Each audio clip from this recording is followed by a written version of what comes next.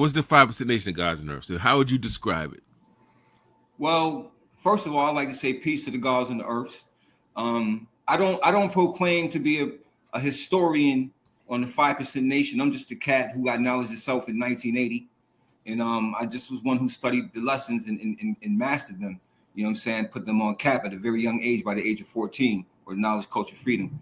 But I got knowledge itself in 1980. And for me, the 5% Nation, it's an offshoot, not an offshoot. It came from the Nation of Islam, in a sense, what they call the Supreme Wisdom. The brother Clarence Smith 13X was a member of the Nation of Islam, who we know as the Father of Law, who brought the teachings out of the mosque into the streets. And there were some additives that was brought from the streets onto the degrees, or what we call the lessons. The supreme alphabet, the supreme mathematics, and of course the flag that was designed by Shamgar.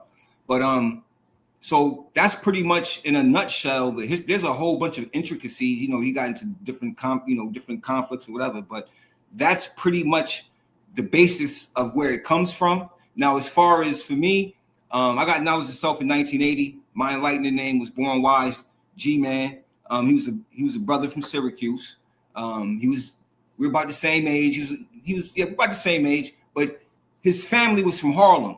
So he brought these lessons back. He brought the lessons back in 1980, and that's when I got them. And from 1980, that began my travels in the 5% Nation, and that's what it was called in my time. It was called the 5% Nation.